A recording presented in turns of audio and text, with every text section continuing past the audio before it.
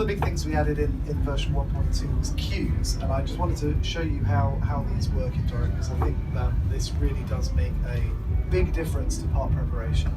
So I've got here the first movement of Bartók's Concerto for Orchestra, which is quite a big piece.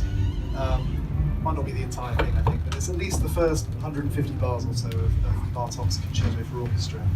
And of course, when you're producing parts for the players, they need to know when they should start playing, right? And to do that, we create cues. And in other programs, adding cues can be quite a laborious and labour-intensive job. But we've really done our very best in Dorico to make it as easy as possible. So if you look at the right-hand side of the screen here, we have the cues panel.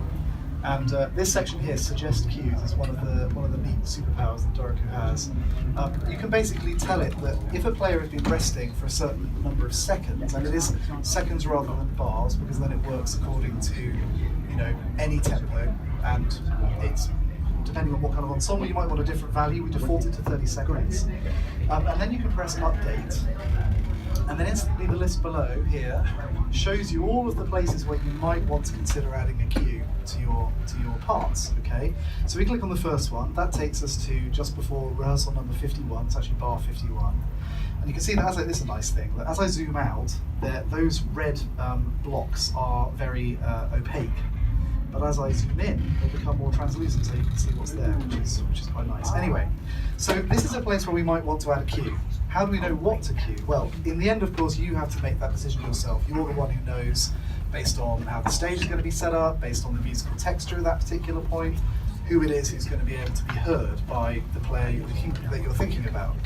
But we do at least tell you down here in this playing instruments section who's actually playing at that moment. Now, I happen to know, because I've done this before, that the cue that we have in this section, in the published edition, is the viola part. So I'm going to add the viola part as a cue.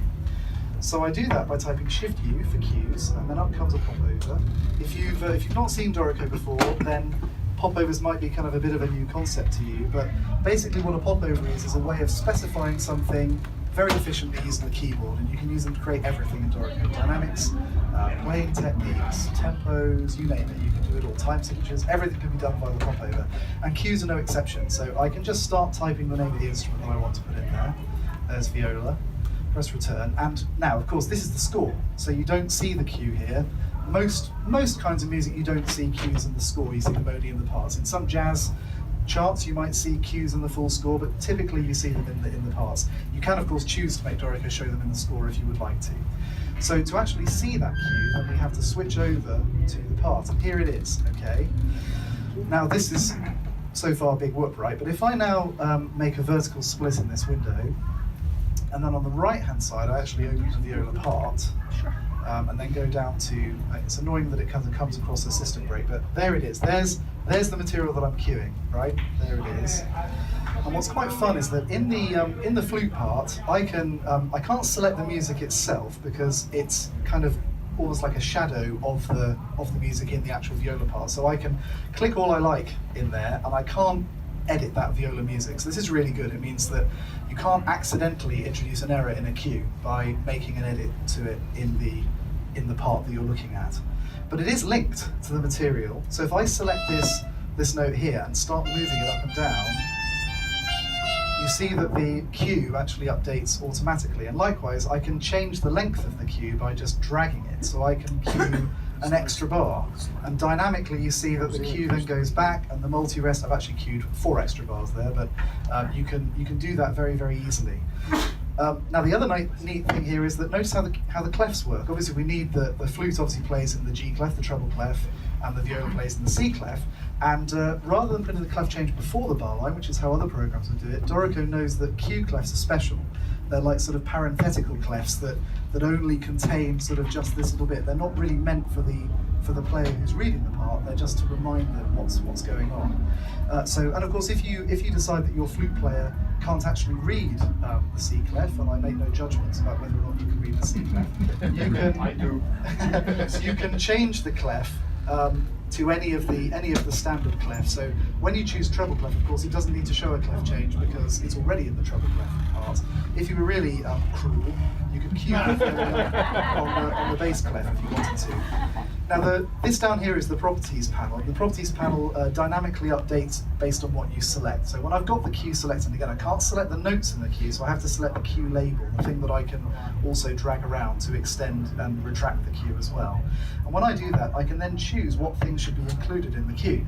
Now of course, you probably want to make some sort of global decisions about that rather than doing it on a queue by queue basis. So, queue basis. Very I said that yesterday. See, I'm waking up to my own puns. So you can go to the engraving options dialog, and in here you can choose, some fairly important things like what is the scale factor for queue notes versus regular notes, and it's 3/4 by default. So queue notes are 3/4 the size of regular notes.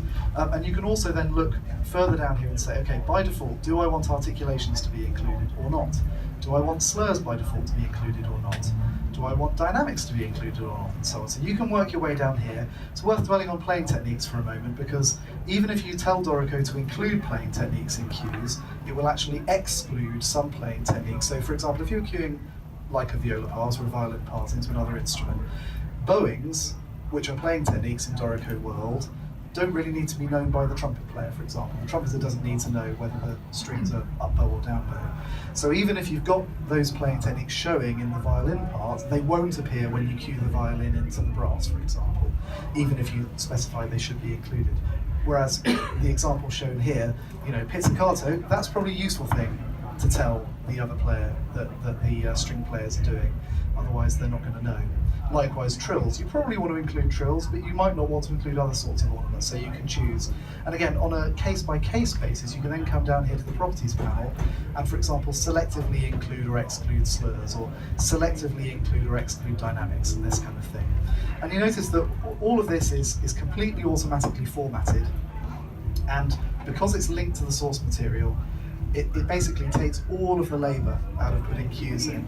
And I think, some people probably don't bother putting in cues because it's a bit of a pain in the bum to do it. But now you can actually cue a big movement like this. I think there's something like 16 or 20 suggestions in here, and if you don't like one of the suggestions, you can go to it and then you can press ignore, and you can sort of remove it from the list. But basically, by working your way down this list over the course of a few minutes, you can very quickly add cues to all of the parts, and they'll be perfectly formatted every time, and they will then, even if the piece goes through major revisions, those cues will always reflect the source material correctly.